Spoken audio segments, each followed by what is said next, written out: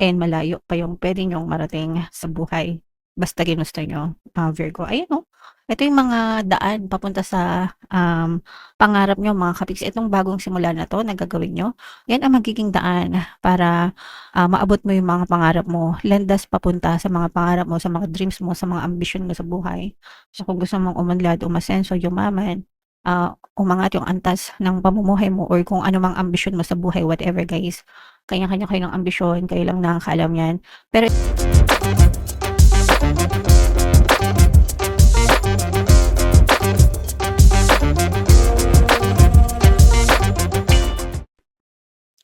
hello guys, hello Virgo, welcome back to Pinoy Pixie Tarot. Ang pamagat ng episode natin for tonight is monthly check-in para ngayong April para sa Virgo, Sun, Moon, Rising Sign, and Venus. If in case hindi kayo nakaresonate guys dun sa monthly horoscope nyo, pwede nyo panoorin to, baka nandito yung energy nyo mga kapiksi. So yung first message natin para sa inyo, ito ay reminder mga kapiksi na matuto tayong magpakumbaba sa lahat ng pagkakataon. Guys, kahit na marami tayong mga na-achieve na sa buhay natin, kahit na sumakses na tayo kumbaga, no? Kailangan natin panatilihin yung pagpapakumbaba natin sa buhay mga kapiksi. Yung mga mapagkumbaba, lalo yung pinagpapala ng nasa taas guys, okay? Alright, so yun yung first message for you. And ito naman guys, no? This is higher power within you. I-utilize mo yung higher power within you para ma-manifest mo yung mga bagay na gusto mo, and that is through your thought transmission or sa pamamagitan ng isipan mo mga kapiksi. Yung isip nyo guys, ihantulad nyo siya sa isang hardin, no? Garden. Yung isip nyo para siyang garden. Kung ano yung tinatanim nyo sa isip nyo, yun yung aanihin nyo sa buhay nyo. Guys, kaya palagi kong sinasabi sa inyo na importante na maging positibo kayo sa lahat ng panahon, sa lahat ng pagkakataon. Kasi nga, yun yung aanihin nyo sa inyong buhay guys, okay? So, it's important na to stay positive at all times mga kapiksi. Para yun yung anihin nyo guys. And yung next message natin is time to go, no? Time to go. Time to move forward. Time to move on. So, kalimutan nyo na yung mga nangyari in the past, guys. Especially kung mga negative naman yung nangyari sa buhay nyo. Tapos na yun, let go nyo na. Mag-focus na kayo sa today, mga kapiksi. And become a better version of yourself. Or ibuhay nyo yung version ng buhay na gusto nyong ma-experience guys. So, live that life mga kapiksi. So, yan yung inyong angel messages. Ito naman guys ay sa love life. Tingnan naman natin yung mga mensahe sa inyo ng person nyo. I feel you even though we are apart. So, magre-resonate ito kung hiwalay na kayo ng person mo or pwedeng cool off kayo mga kapiksi, no? Or pwedeng no contact din kayo, guys. So, maaari mag-resonate sa inyo to kahit na magkahiwalay kayo, kahit wala kayong contact, or pwede rin sa mga LDR, no? Kung LDR kayo mga kapiksi, namimiss ka pa rin ng person mo, iniisip ka pa rin niya, nararamdaman ka pa rin niya, connected pa rin kayo, guys, okay? So, yan yung first message. Another message, guys, is I wish things could be different, no? So, ibig sabihin, ayaw niya nung sitwasyon nyo right now. Gusto niya, iba yung sitwasyon nyo, guys. So, pwedeng may mga pinagsisisihan siya na nangyari sa relationship no, kaya nasabi niya yan na sana iba na lang yung nangyari, sana iba na lang yung sitwasyon nyo ngayon, guys, okay? And ito naman, I left you before you could leave me. So, again, no, sabi ko nga magre-resonate ito kung hiwalay na kayo, or no contact, kung ginosted ka ng person mo at saka kung LDR kayo mga kapiksi. So parang inunahan ka niya sa pag-alis, inunahan ka niya sa paglayo, guys, para parang some kind of protection na rin niya sa sarili niya. Kumbaga, imbis na masaktan mo siya, siya na yung nanakit sa'yo. Parang ganun, mga kapiksi.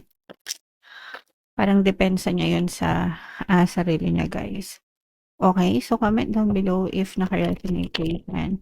Shuffle natin to, guys. Hanapin natin yung energy ng Virgo. Habang sinashuffle ko to, panoorin niyo muna yung video natin regarding sa ating paano mag-manifest ng abundance video course. Kapiksi, sawa ka na ba sa mga struggles at hirap sa buhay mo? Masipag ka ba at masikap sa buhay ngunit hindi ka pa rin umaasenso? Ilang beses ka na bang nag-attempt mag-negosyo at mag-invest pero palagi ka pa rin nalulugi? Sa pagkakataon na ito ay maaaring may subconscious beliefs ka na nagiging balakid sa iyong pag-unlad at pagyaman. Introducing, paano mag-manifest ng abundance video course. Dito ay matututunan mong ma-overcome ang mga balakid mo para tuluyan ka ng umunlad, umasenso, sumagana, maging matagumpay, successful at maswerte sa iyong kabuhayan, pera, trabaho, negosyo, salapi at kaperahan ng bonggang-bongga. Dali, mag-send na ng email sa pinoypixie@gmail.com at simulan na ang iyong pagyaman ngayon.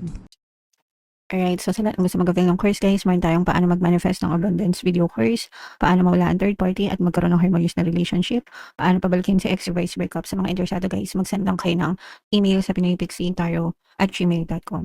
And sa mga naghahanap ng pampaswerte, guys, meron tayong money shaker jars. Ito yun, sobrang effective, guys. Ang dami ng sumakses dyan.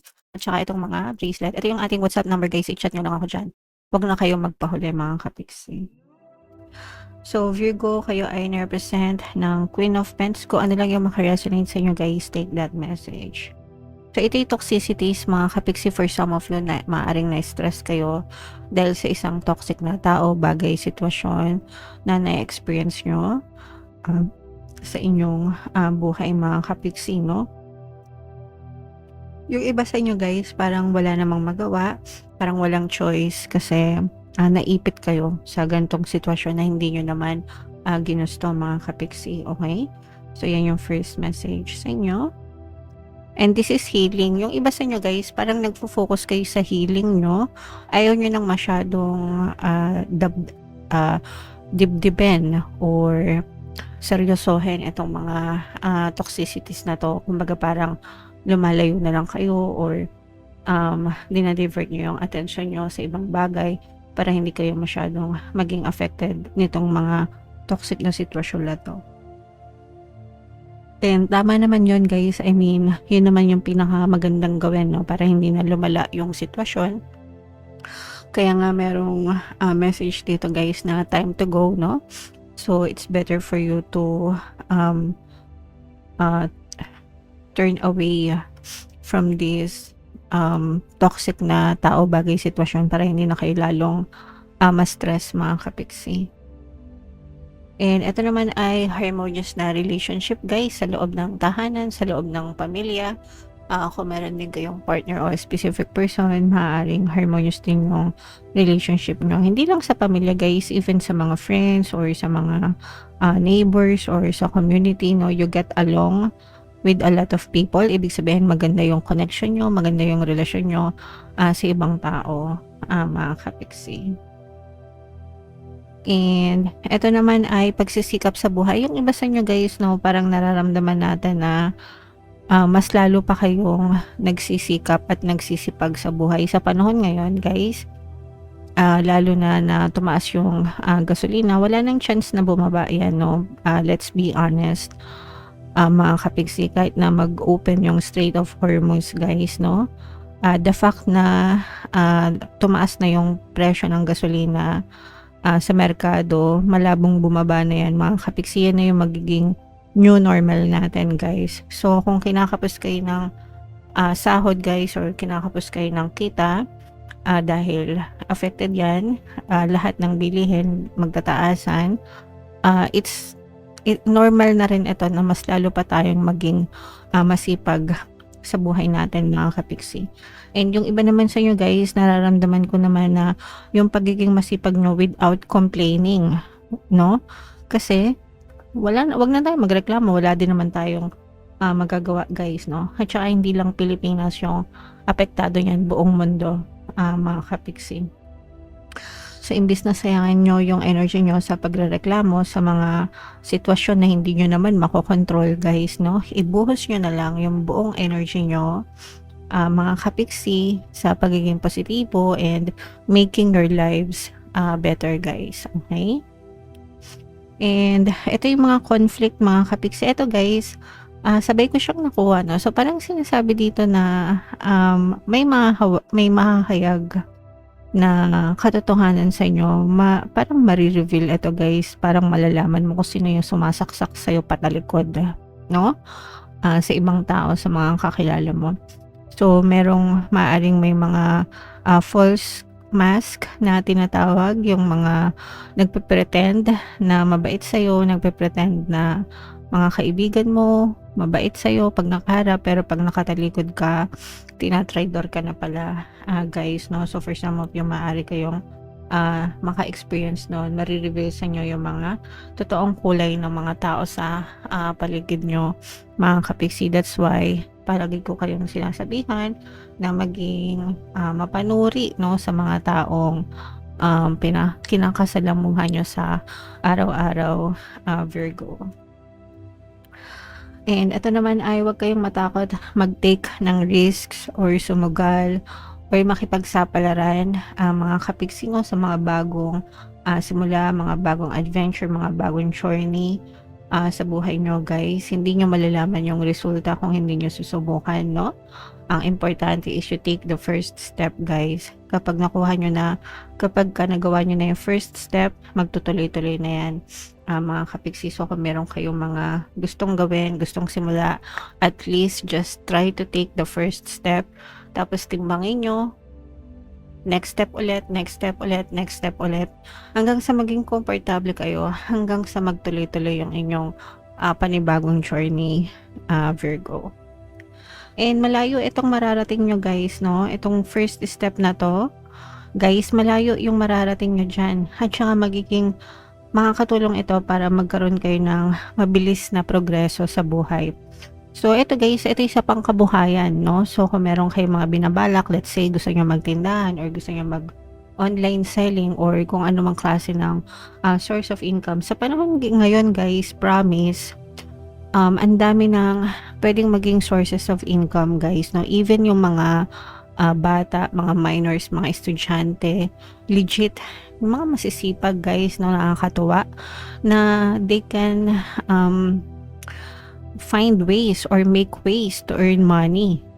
So, wag nating limitahin yung sarili natin guys. Sabi ko nga sa inyo, pag gusto may paraan, pag ayaw may dahilan. Even yung mga senior guys, no, minsan nakikita ko sa Black App, mga senior nagla-live selling. So, imagine niyo yun. What I mean to say is, huwag kayo matakot magsimula. And i-explore nyo yung mga opportunities guys, kasi marami kayong pwedeng gawin and malayo pa yung pwede nyong marating sa buhay basta ginusto nyo, Virgo. Ayan, no? Ito yung mga daan papunta sa pangarap nyo mga kapiksi. Itong bagong simula na to na gagawin nyo, yan ang magiging daan para maabot mo yung mga pangarap mo, landas papunta sa mga pangarap mo, sa mga dreams mo, sa mga ambisyon mo sa buhay.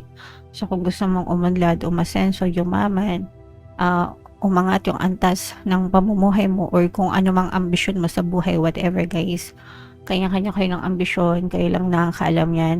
Pero itong bagong simula na to guys, ito yung magiging hudyat ng simula na nasa tamang landas ka, no? Papunta sa mga pangarap mo, sa katuparan ng mga pangarap mo, Virgo. Okay? So, i-main-main nyo na yan sa comment section guys. Mga bagong simula, malayo pang mararating, daan papunta sa pangarap, no? I-main-main nyo na yan sa comment section mga kapiksi, and comment down below if naka-resonate kayo. For more tarot readings guys, ito yung playlist nyo. Ito naman yung ating success stories ng paano mag-manifest ng abundance video course. Panoorin nyo itong video natin guys about money shaker jars. Thank you for liking, sharing, and subscribing. See you next time guys. I love you all. Have a nice day. Bye-bye.